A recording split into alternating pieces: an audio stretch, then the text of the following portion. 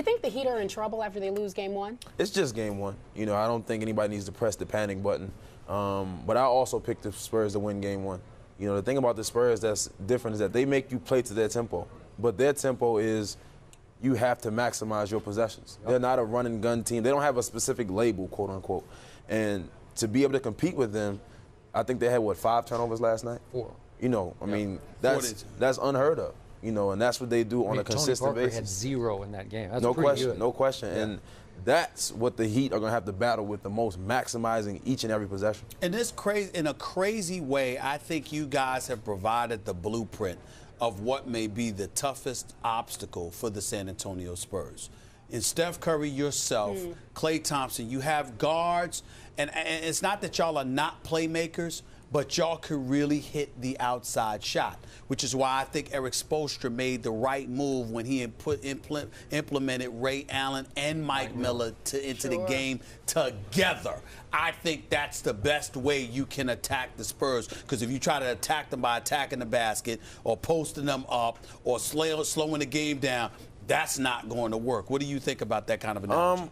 You know, the Spurs do a tremendous job of executing their schemes defensively. And everybody talks about the matchups or the players that they wouldn't bet against. The number one player you wouldn't bet against for the Spurs is Coach Popovich. And he has those guys on the string. He has the defensive rotations, you know, on the head. And, you know, the thing about us, or the dynamic we presented, we have a lot of guys who can break people down on the perimeter.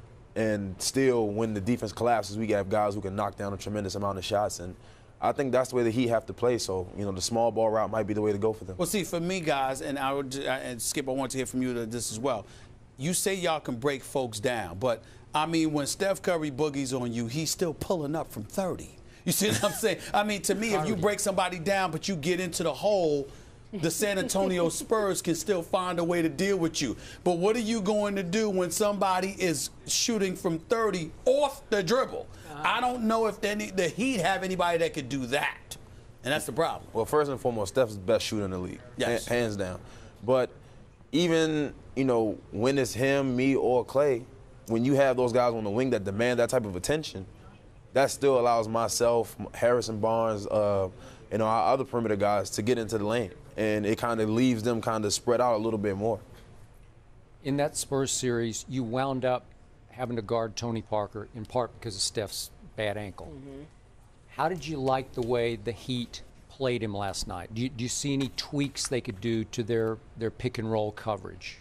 It's tough for them because the Spurs supporting cast are people that contribute just as much as Tony does. Yep. You know, they have a very well put together team that feeds well off one another. If they decide to trap Tony, you have guys like Matt Bonner who can knock down shots. You're leaving Tim Duncan open, a guy who's the best power forward to play in my opinion.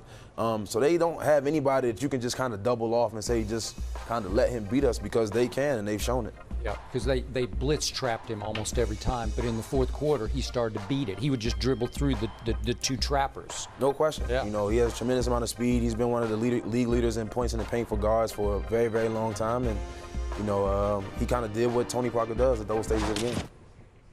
All right, so last night, Dwayne Wade and LeBron James said that fatigue was a huge factor for them losing the game coming off their 7-game series. You buying that? I mean, it's not an excuse, but it's the playoffs. You know, everybody's tired, everybody's banged up, everybody's bruised, and they've been here before. So they may be a little winded with the physical series they just went through with the Indiana Pacers. Let me make the question more direct. Do you have a problem with the fact that they were saying that following a Game 1 loss? I mean, I'm not on their team. I would just advise my guys not to say that. You know, well said. if it was us, I would just say, man, they came in here, they outplayed us for 48 minutes, and that's just what it is. And I know that those guys aren't excuse makers; they're champions for a reason. But we're not looking for any type of scapegoat.